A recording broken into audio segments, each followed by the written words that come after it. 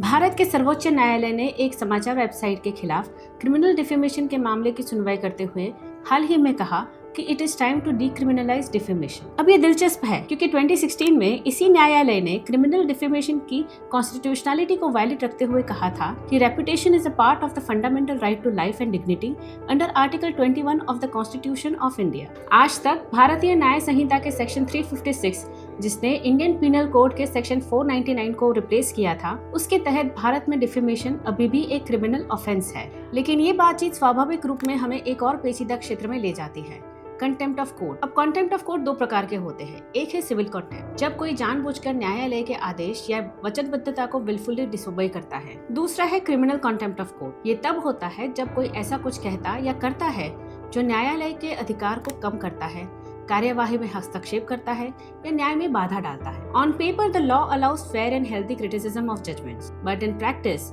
whether a statement is seen as fair criticism or malicious slander depends entirely on how the judge interprets it। और यहीं पे सारी समस्या शुरू होती है। तो क्या होगा अगर हम कंटेम्प्ट ऑफ कोर्ट को डिक्रिमिनलाइज कर दें? इसका मतलब होगा कि कोई क्रिमिनल पेनल्टीज नहीं, जेल की धमकी नहीं, सिर्फ सिविल रेमेडीज। इससे फ्रीडम ऑफ स्पीच की रक्षा होगी, सच्ची आलोचना को अनुमति मिलेगी और न्यायिक निर्णयों पर डिबेट लेजिटिमाइज होगी। आखिरकार अगर लोकतंत्र में हम लोग हमारे भगवान, राजनेताओं और सेलिब्रिटीज से खुलकर सवाल कर सकते हैं, तो मिलॉर्ड से क्यों नहीं? Right now the fear of contempt discourages honest criticism. इस विषय पर लिखते या बोलते समय भी मुझे हर शब्द पर विचार करना पड़ रहा है, क्योंकि शक्तिशाली लोग आपकी जिंदगी बर्बाद करने की क्षमता रखते हैं, सिर्फ इसीलिए कि वो ये कर सकते हैं। Ordinary citizens are left at the mercy of courts who decide whether to accept an apology or slap criminal charges. Opponents argue that without criminal contempt, judicial dignity might suffer and compliance with court orders could weaken. But let us be clear, न्यायपालिका के पास पहले से ही बहुत सारे tools हैं। Civil sanctions, fines, penalties, guidelines.